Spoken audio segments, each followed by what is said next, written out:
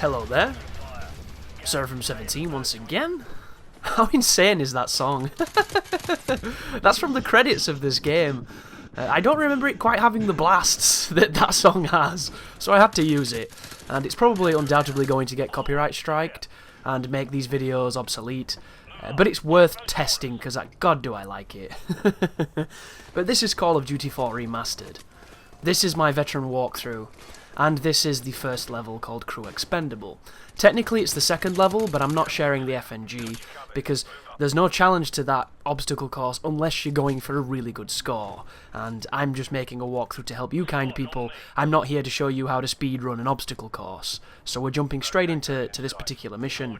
And we're going to be pushing through with our silenced MP5 and the moustache on Price's face, giving us that moral support as we continue to play perhaps the greatest first-person shooter ever made. And you're shocked, aren't you? You gasped just then. How can you say that in a post-Half-Life world, or Counter-Strike, or insert game that you really fondly like? Well, I grew up on GoldenEye, guys. I grew up on Doom. I grew up on the greats.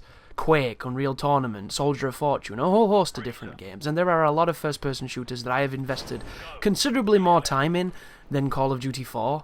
But objectively, when I think of what this game did for me as a human being and for me as a player at the time that it came out, I think it really is probably the most special gift of first-person shooters. And a lot of people are like, oh, COD 4 is a piece of shit. People just remember it with rose-tinted lenses. It's that nostalgia vision. It's the wonderful halcyon days that weren't as good as you thought they were. You just warped it in your memory. And there's a lot of that is true. But there's also a lot of it that isn't. And I've been playing this game now for, what, 9 years? And I go back to COD 4's multiplayer every so often just to play it a little bit.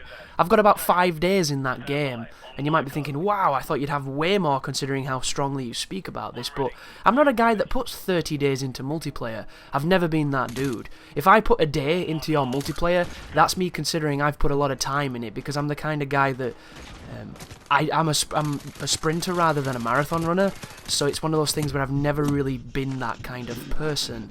But with this game, I always find myself coming back to it, and I can say, without the rose-tinted lenses on, that I love Call of Duty 4, and I still love it, because I've gone back. And a lot of the critiques and the criticisms of this remaster that I'm going to get into, and it's going to be brutal, guys, which is why I'm prefacing it with this, are not me misremembering, and not me having, you know, my dick in the mouth of Call of Duty 4, because I went back on my 360 and I played this game after making this walkthrough to make sure I wasn't going insane, because I don't think veteran on this game is very hard, and if you've played it on the original Call of Duty 4, you know what veteran's like. Veteran is a difficulty that will beat you up. It is a difficulty that will make you tap. That's what it's designed to do. The enemies kill you almost instantly. They're impossibly accurate. They react incredibly fast. You spend the majority of the game on your belly, and if you're not on your belly, you are praying behind a piece of cover that the grenade rain does not commence. This game isn't like that. This game isn't COD 4. It looks like it, sounds like it a little bit, acts like it, but it ain't COD 4, and it is not veteran. And there's going to be instances in this walkthrough where I pause the game, and in the top right-hand corner it will show you the difficulty that I'm playing on.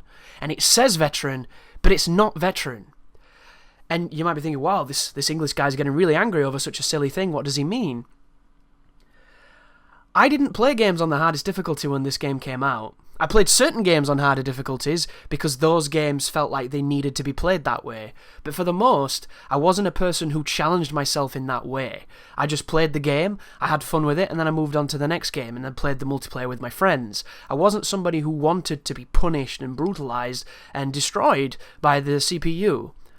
This is a game where I extended myself to playing the harder difficulties for the achievements, because I was quite an achievement guy when I got this.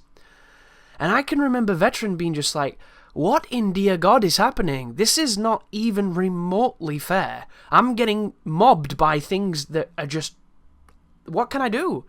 And I'd never played anything quite like it because of how quick you died. So it stands out to me just because of how insane it was.